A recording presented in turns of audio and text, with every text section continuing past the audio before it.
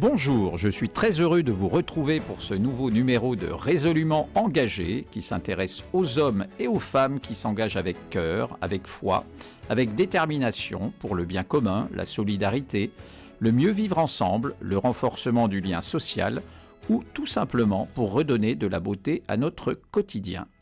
Je souhaite mettre en valeur et en lumière l'engagement de ces personnes.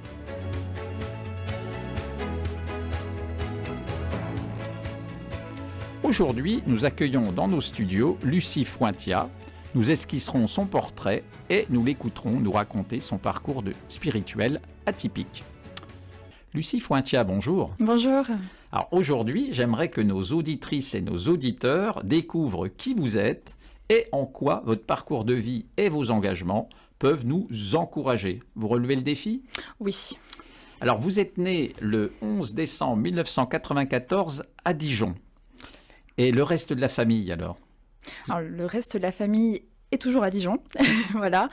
Mon père est né à Paris, ma maman à Dijon et mon frère Dijon aussi.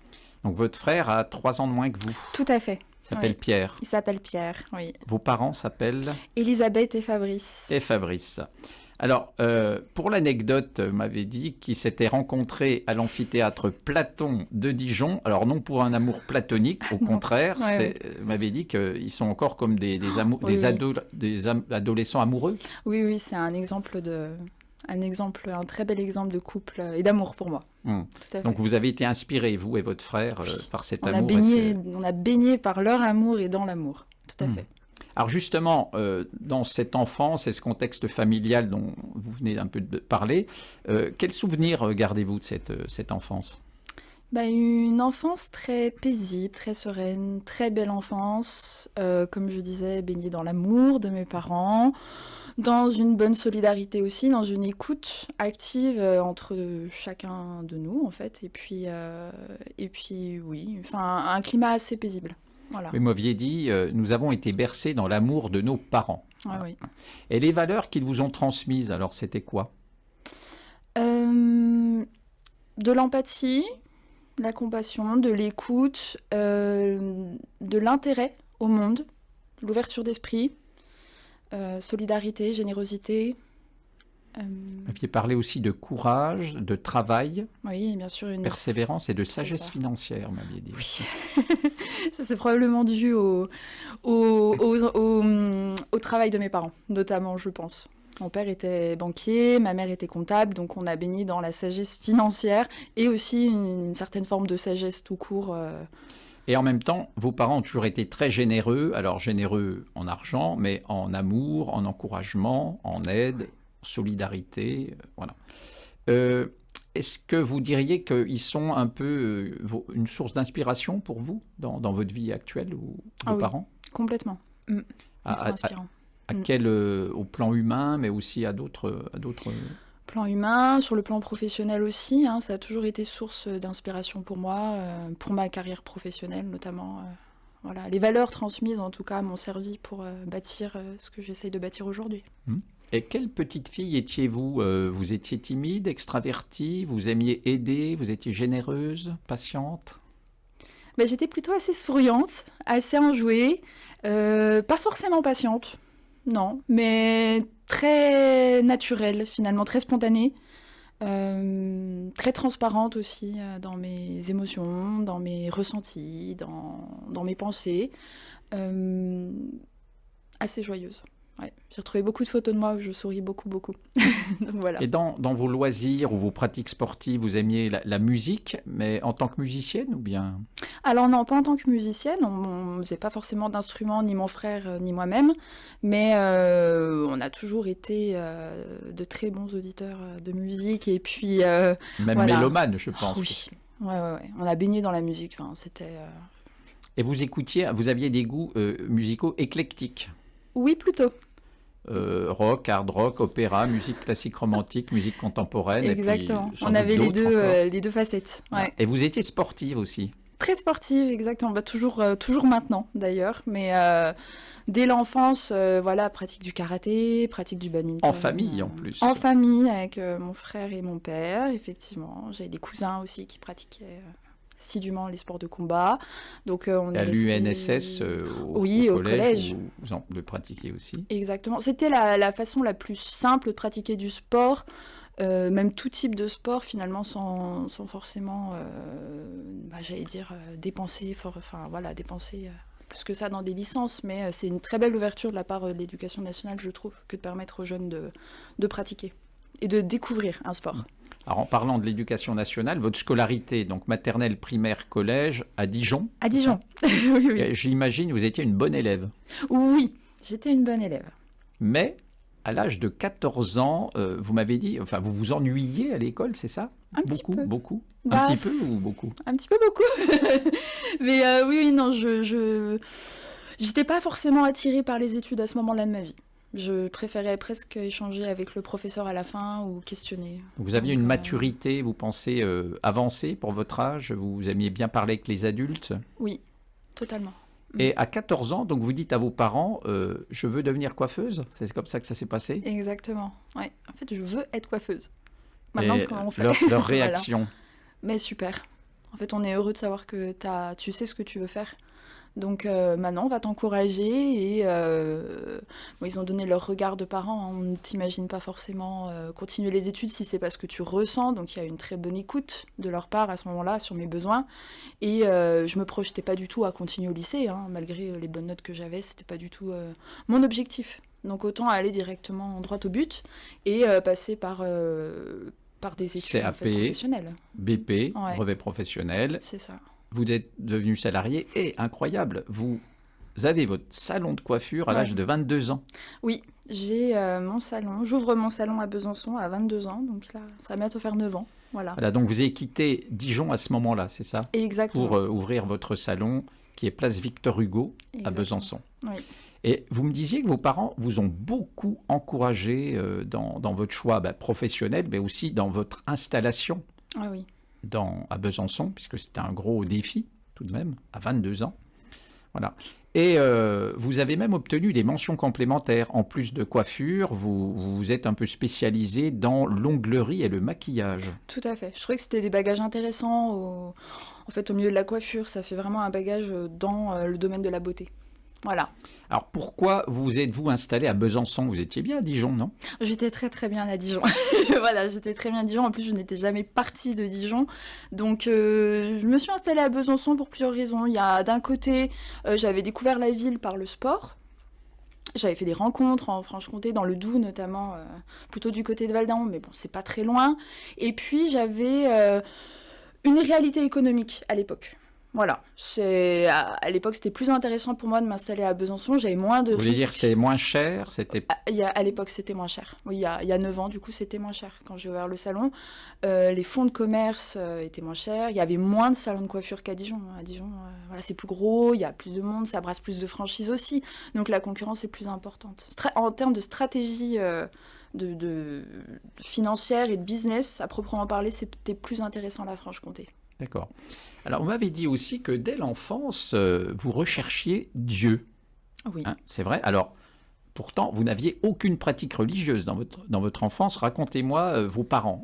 Eux, en quoi croyaient-ils? En tout cas, pas en Dieu.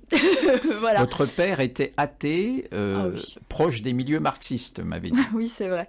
Oui. Alors, mes parents, Il beaucoup de... bouffait du curé, comme on dit, hein, c'est ça. Non, dans le mauvais sens du terme. Oui, dans mais... le mauvais sens. Voilà, mais voilà, c'est ce qu'on voilà, entend. c'est vrai. Oui.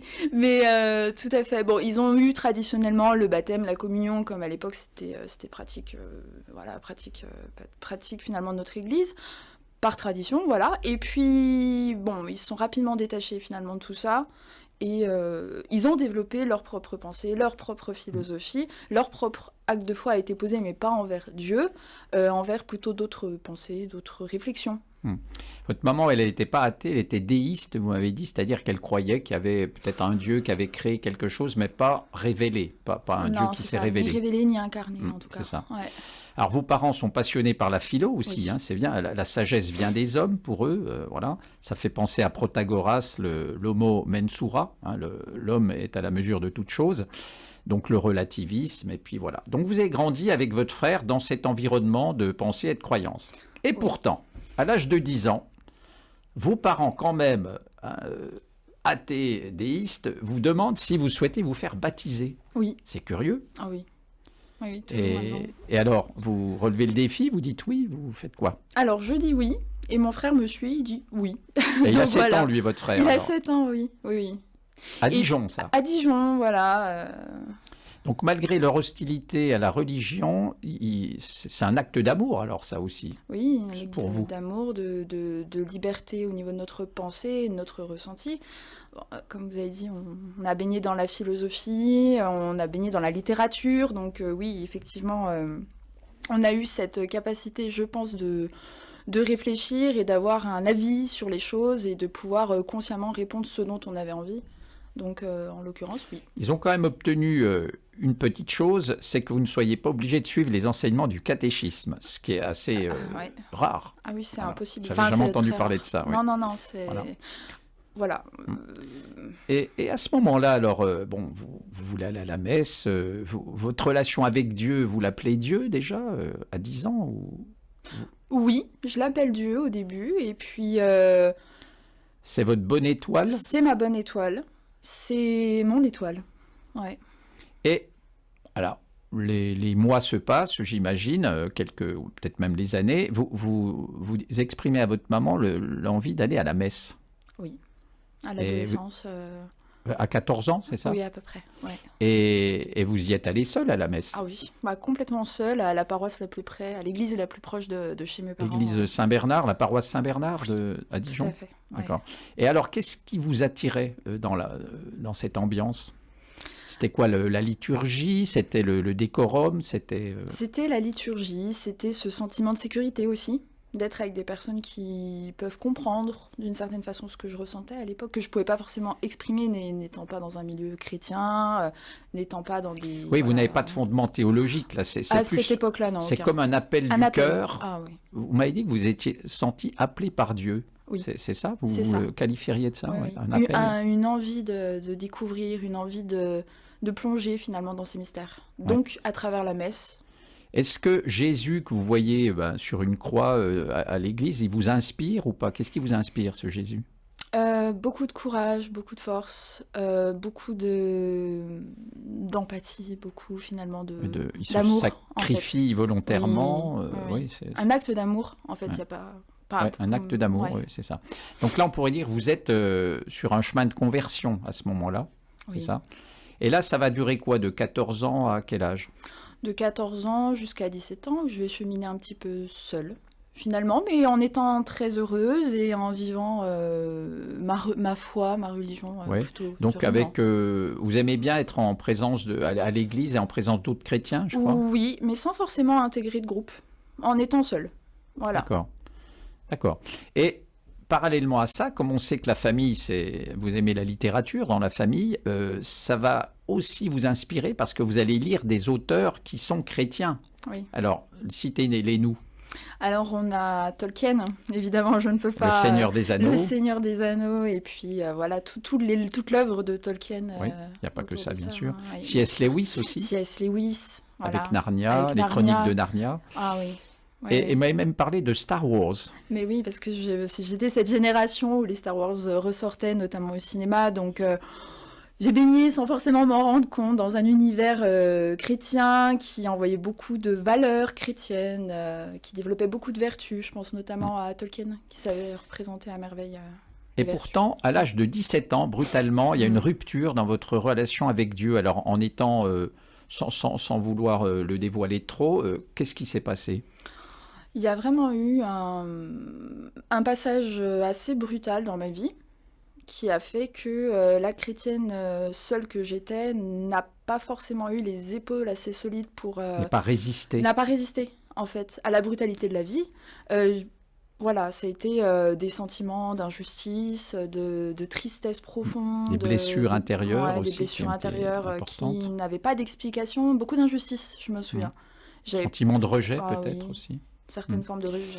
Et là, ça va durer quand même jusqu'à 19 ans, 17, 19. Et puis peu à peu, vous revenez, mais petitement, entre Ah oui. 19 et 23 ans, vous revenez, vous vous réapprochez de Dieu. Et vous pouvez dire que vers l'âge de 23 ans, les morceaux du puzzle se sont reconstitués ou pas? Oui, tranquillement. Tranquillement, mais sûrement. Ça a pris le temps, mais je pense que c'était Et alors, nécessaire. comment, c'est quoi le cheminement pour revenir à Dieu? C'est qui va, c'est quoi? C'est qui? Alors, il y a eu plusieurs étapes. Je pense que la première serait mon frère.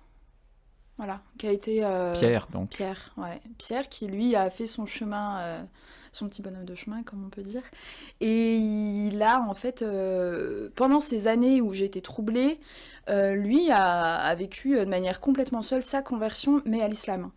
Et, Ah oui, d'accord. Il s'est converti à tout l'islam. à fait. Et c'est Ouais. lui, alors c'est un paradoxe, Ah, ça, c'est complètement. sa conversion à l'islam qui vous ramène au Dieu de la Bible. Exactement. Waouh. Je pense que sa foi a illuminé la mienne, sans forcément rendre invasif sa vision de Dieu par rapport à la mienne. Je Vous pense que dites ces qu'il est lumières devenu, par rapport à quand vous l'avez connu plus jeune, quoi, il est devenu un homme bon, rempli Ah de oui. sagesse, bienveillant. Oui. C'est inspirant, donc. C'est inspirant C'est aussi. un islam apaisé, c'est un islam respectueux. Bien sûr, c'est On le n'est vrai pas islam. dans les clichés sur Non, l'islamisme. non, non. Voilà. Et est-ce que vous continuez, alors vos parents quand même, hein, athées, déistes, votre frère musulman, vous chrétienne, vous arrivez à toujours bien vous entendre Ah oui. ensemble? Bah, les repas de famille, c'est rigolo, hein, on échange beaucoup, mais il y a une profonde écoute, et c'est ça qui est très beau et qui est très finalement, qui est vraiment pilier, je crois, Ouais. de l'amour qu'on a. Ouais. Ouais. Finalement, on pourrait peut-être dire que Dieu est à l'œuvre pour continuer à entretenir ces bonnes relations, hein. Moi, je le vois comme ça, totalement. Alors aujourd'hui, Résolument engagé brosse le portrait de Lucie Fuentia qui nous communique facilement sa vie d'engagement atypique. Il est temps maintenant de faire notre pause musicale. Notre invité a choisi une chanson, May It Be, d'une artiste irlandaise, Enya, qui fait partie de la bande originale du film Le Seigneur des Anneaux. Nous l'écoutons. May it be an evening star shines down upon you. May it be when darkness falls, your heart will be true. You walk a lonely road. Oh, how far you are from home.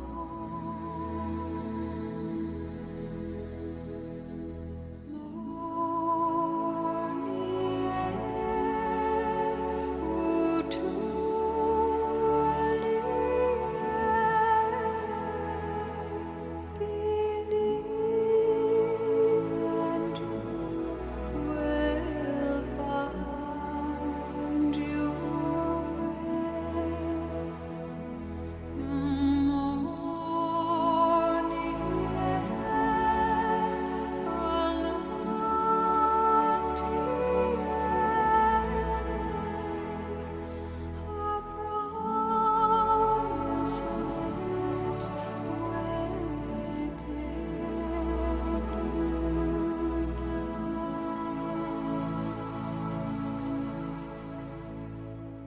May it be the shadows call will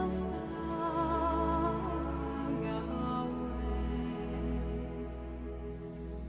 May it be you journey on to light the day. When the night is overcome, you may rise to find the sun.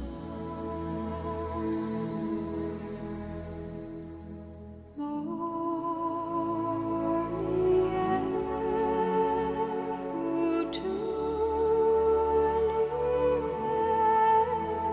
Résolument engagé, une réalisation de Jean-Louis Arbé sur RCF. Lucie, pourquoi ce choix musical?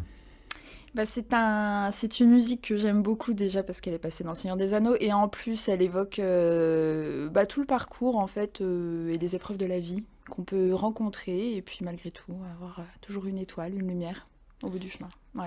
Quand on lit le commentaire sur cette chanson, elle chante à la fois en anglais et en elfique, puisque c'est une langue inventée évidemment, mais voilà, la langue inventée par Tolkien. De Tolkien, voilà, c'est ça, de Tolkien. Très bien, alors nous sommes arrivés à la deuxième partie de notre émission et nous sommes toujours avec Lucie Fointia qui nous parle de son parcours spirituel atypique et qui nous fait du bien.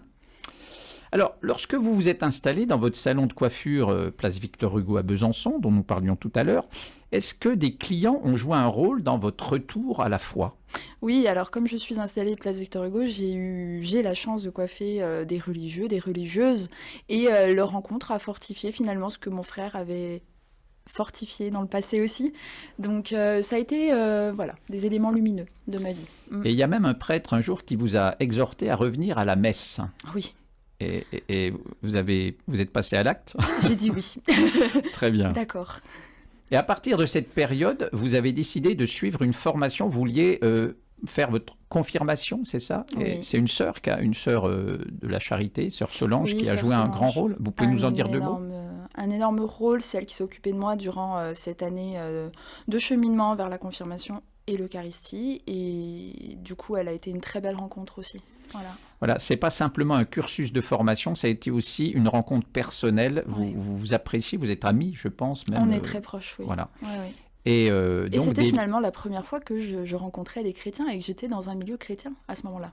Et c'est comme ça que vous dites aussi que c'est important d'appartenir à une communauté, finalement. Oui.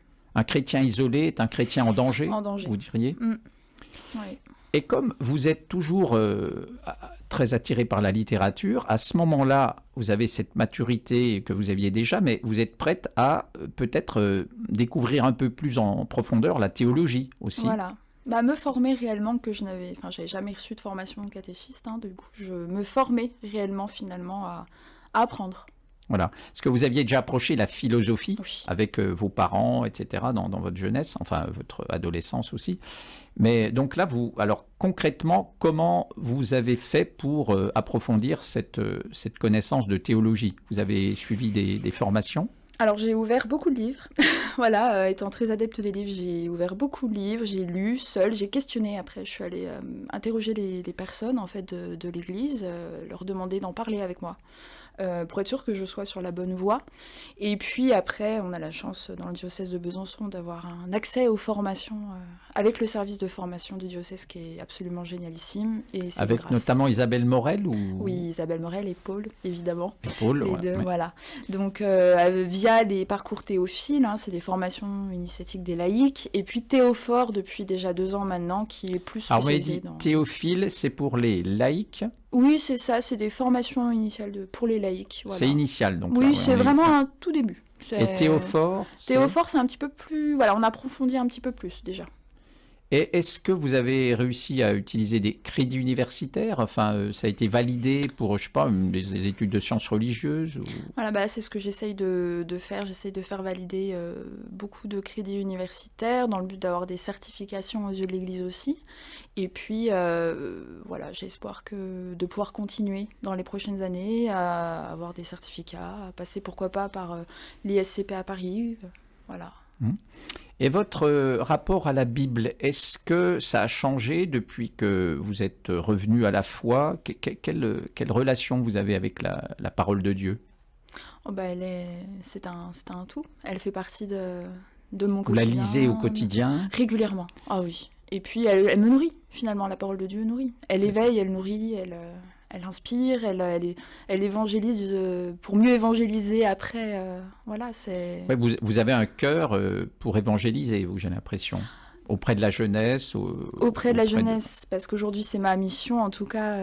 Oui, on en reparlera juste après. Et puis, pour continuer dans la formation, vous m'aviez dit que vous alliez, alors je vais peut-être mal le dire, exercer votre discernement, mais je ne sais pas exactement ce que ça veut dire. Vous pouvez nous l'expliquer ?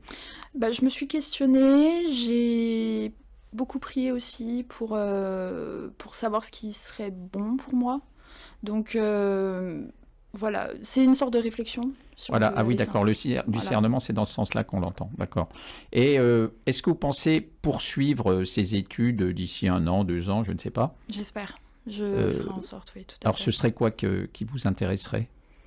Ce serait d'avoir une certification un petit peu plus...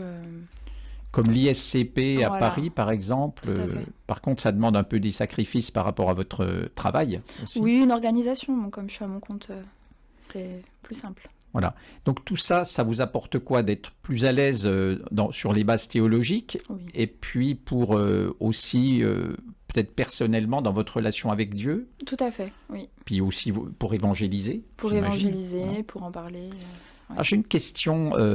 Vous écoutez de la louange chrétienne ou pas? Ah oui, oui, oui, j'en écoute. Alors, pas que tout ce qui sera musique chrétienne finalement. Donc, la louange en fait partie. Oui. Oui, y compris de la musique sacrée, voilà, que vous écoutez beaucoup. Vous êtes, je crois, une auditrice assez fervente. Totalement. Mm. Oui, oui. Et quels sont vos nouveaux défis là? Je crois que vous avez accompagné déjà des confirmants et Oui. qu'est-ce que vous pouvez nous en dire? Voilà, ça fait donc maintenant 5 ans, bientôt 6 ans que j'accompagne les confirmants adultes. Voilà, j'ai repris la mission de Sœur Solange sur le doyenné de Besançon. Donc, je fais l'accompagnement, la formation et puis... Parce qu'elle a quitté, elle est partie à Rome, c'est ça, vous m'aviez dit. Tout à fait. Oui, oui, Et oui. donc elle vous a sollicité pour la remplacer. Tout de suite après ma confirmation, elle m'a Waouh, dit... quelle confiance! Oh, oui, oui, oui. Puis d'une certaine façon, elle savait aussi que j'aurais les pieds dans la communauté et que je les garderais bien. C'est une façon de me sécuriser et de la sécuriser aussi, je pense, après son départ. Et elle a très bien fait. Enfin, c'est une très belle mission que d'accompagner les confirmants adultes. Et là, en fait, les confirmés de la Pentecôte dernière... sont nombre de 5, formés, au nombre de 5 sont formés Les filles et garçons à être les futurs catéchistes de demain. Donc des jeunes Formés par vous. Formés par moi-même, oui. Bravo. Mm. Quel beau parcours. Et puis, accessoirement, mais c'est pas accessoire non plus, vous êtes impliqué avec la venue de la famille Lefebvre à Besançon avec Oui. Ségolène Avec Ségolène, et oui, compagnie. Donc, votre point de vente, enfin, Le vous êtes salon point de vente des coiffure billets. Et point c'est de ça? vente, tout à fait. Voilà, donc, Voilà, le 13 décembre. et sans doute, il y aura plein d'autres projets aussi, mais Oui. malheureusement, nous arrivons bientôt à la fin de notre émission. Lucie, en conclusion, que souhaiteriez-vous dire à nos auditrices et auditeurs pour les encourager à être engagés, à être des lumières autour d'eux, comme vous l'êtes? Eh bien, moi, j'espère profondément que l'humain continue à s'ouvrir au monde, à voir le monde comme il est, dans sa diversité. Et je pense que c'est une force pour tous. Voilà, c'est tolérant, être à l'écoute. Voilà. En tout cas, moi, je vois aussi que votre foi chrétienne, elle est contagieuse et qu'elle nous redonne de l'espérance. Donc, c'est bien. On voit Dieu œuvrer en vous. Donc, ça nous encourage. Alors, malheureusement, la fin de notre émission est proche. Le générique de fin se rapproche. Je tiens à remercier Lucie Fointia pour son témoignage et pour ses encouragements à être résolument engagée et à continuer d'être une lumière pour les autres. Merci également à Valérie Lantoine qui était à la réalisation. En attendant de vous retrouver bientôt, continuez à prendre bien soin de vous et de votre prochain.